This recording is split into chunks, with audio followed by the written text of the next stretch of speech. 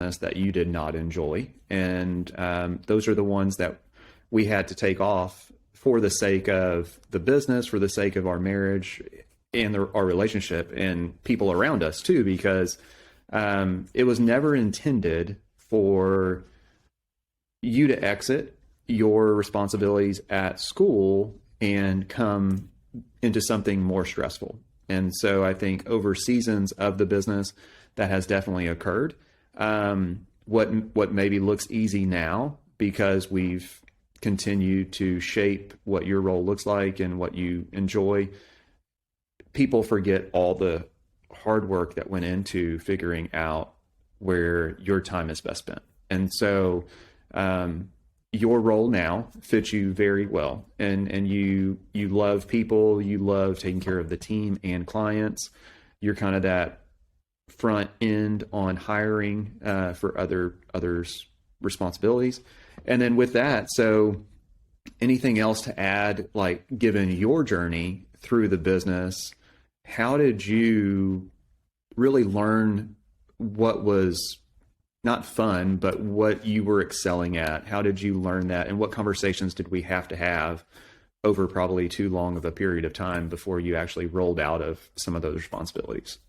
Well, I think initially, for sure, the communication, there was definitely a breakdown. I was trying to be passive in showing my frustration or my stress level on certain roles and responsibilities, really the ones that tied me to the office, where I felt like if I missed a day of work, whether that be remote or physically present in an office, that was way more responsibility than I signed on for in the beginning. So when I first came to work at Dillon CPAs, I was coming to a job where it would be okay if I needed to miss a day to do something with the girls, or miss a day to go to see another family member or something like that, or leave early. And we got to a place where I was working on a tax task. And it was something during tax season, like I could not be away for more than like an hour at a time during the day, or things would just start to back up. And of course, didn't want things to pile up because of me. And so really just talking through what that looked like. And then I think going, like, we like to learn things the hard way. And so going through that and not paying attention until it was where, you know, we had an opportunity maybe to go out of town. And I was like, there's just no way, I can't do it. I have tax returns to file. And so anyway, so then we created a better way and better check-ins, better communication. And so we do weekly check-ins with our team. Marcus and I do, we do weekly check-ins way more often because we get to talk, but I think we're just a lot more clear with each other now on exactly what is working and what isn't working, and then working together to find a solution on, does this still need to be my responsibility? And if not, who could do it, or how could it get done a different way? Sure. And the other thing to bring up there is we have more team members. Fortunately, we have more team members. Even when you were in the weeds filing, I just think back to some of those times, and we would work in the office, like family requirements would call us home to deal with kids, and that's not the right thing to say. We had to deal with them. And then once they went to bed, we would then go into our home office, and I would continue review of tax returns. You would be that second leg, and you would push out tax returns and file tax returns and be that other side of it, responding to clients the whole time. My God, what a nasty, nasty life that was. And I think of all the late nights that were spent there in that season in that office, and just how things have changed now. But it wasn't just my time that you were taking on. It was all other team members. So it was not just direct communication with me, it was direct communication with others on the team. And you felt that you couldn't turn it off because you didn't want to let this employee down or this team member because they were waiting on a response from you. And then the same other thing, clients are waiting on a response from you. Other partners that maybe we have outside of those relationships, clients and team members.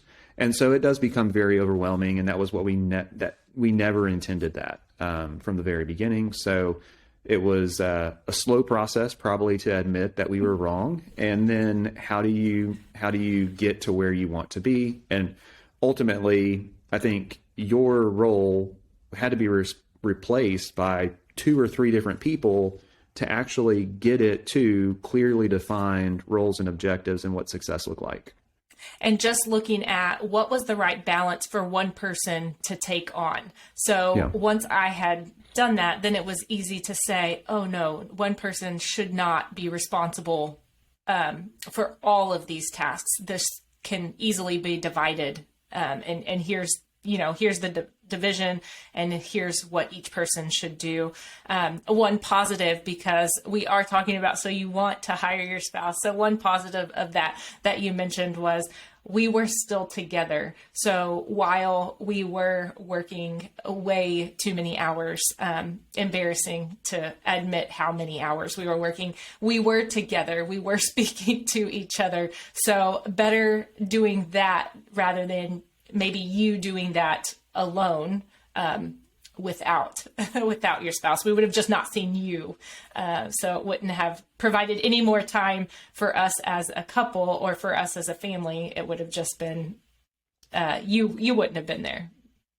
So correct. Based on previous experiences and previous roles that I've had with other offices, other seasons in our business, that may be the case. I think the other thing to consider before hiring your spouse is just the change in relationship, like as a whole, because conversations, once you do take that step, usually tend to go back towards business or office or, hey, did you follow up on this? Like or maybe that's just us. Maybe that's how I'm wired. But it's hard to turn off. So that's another thing to definitely consider before making that hiring decision, is the relationship definitely changes. When you taught, I think you had other relationships outside of our business. Obviously, you were already connected to our business and had relationships here. But you had a buffer. You had this other group of people that you were doing life with. I had the office here, and those two would come together and overlap a little bit, but it wasn't complete eclipse overlap to where your life was now my life in the business. And so that's definitely a big thing to think through. What is the relationship healthy enough to make it through that? And just because we spend a lot of time together, that may not be what's right for all couples or all families.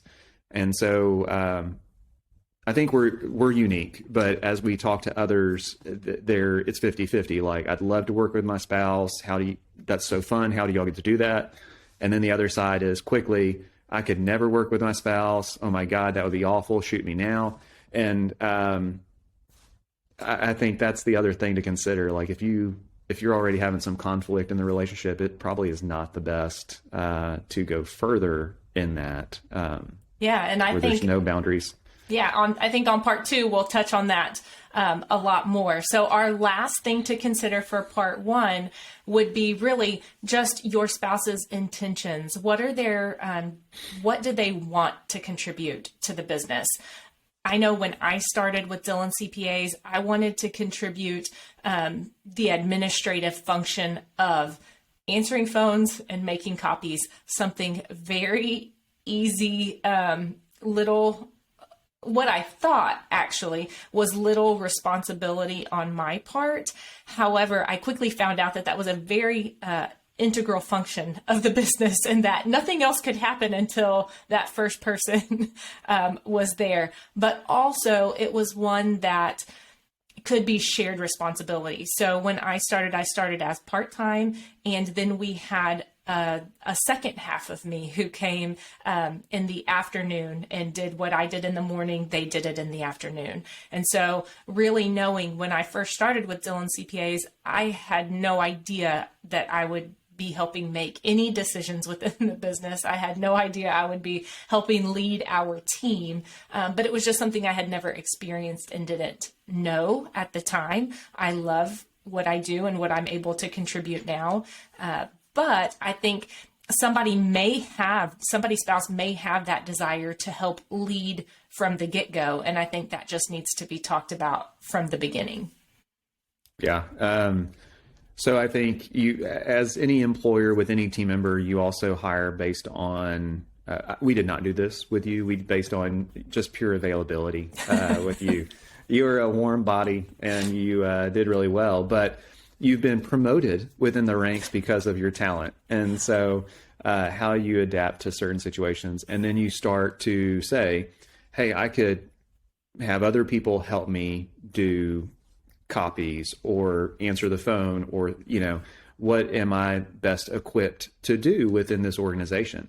And so we saw that and started elevating you based on that. And much like any other team member, the other half of you in that scenario, she's not that other half now. She's progressed and doing well. And hopefully she is a lifer. And if not, we'll chain her to her desk and never let her leave. But so I think that's the other thing to consider. Your intentions were never defined with what are, my intentions are still, changing daily. So I think loose kind of what our intentions on both sides, where will this progress to be? Where do we stop? What are some boundaries? And that's all things to consider before you even hire your spouse. And so I think those are the key takeaways from this one is, just those real four big points, right, that we talked about.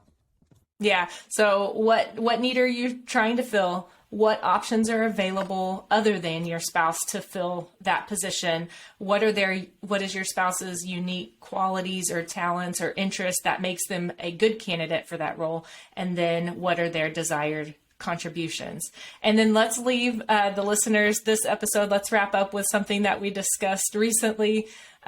If you had to say, what would you say is a superpower of yours? I nailed this too. It was so good. We can't not share. My superpower right now in life is delegation. And so if you're listening to this and you are attached to me, you're just shaking your head and probably saying some not so nice things under your breath, because I am the king of delegation right now, and kind of like Teflon, like it doesn't stick to me. Like, it's going to go over to somebody else. And the reason why is because I am very fortunate to have surrounded myself with people that are much, much better in all aspects of life than I could. And so if that ball gets passed to me, I'm going to drop it in like 2 steps. And so it's hot potato for me. It's like, get it off my plate and get it over to somebody else who can go score the touchdown with it and make sure it's done. So I feel that so much in my life from you, for sure. Yeah. Well, and that's, improve your delegation skills. Like, that's all I would suggest. If you want to join my master class on that, I'll send you the link. That's why I need training. Delegation. I need training. Yeah. So what about you? What's your superpower of this chapter in life? I would say definitely consistency. That has so many positives, but I will share the negatives. And so that means that I will put my head down and grind through things I don't want to do, shouldn't be doing, don't like doing for way too long, rather than finding a new solution or a better way. Yeah. Well, good stuff. No, you're very consistent. Your consistency helps make me stronger. So I appreciate that superpower in you, and it'll get us to where we're going. So, yeah. All right. Well, that was fun. So next, the part 2 of this, why don't you let people in on that? Yeah. Part 2, we're still looking at things to consider before hiring your spouse to make sure that you're making a great decision. All right. Well, we'll see you in a bit. All right.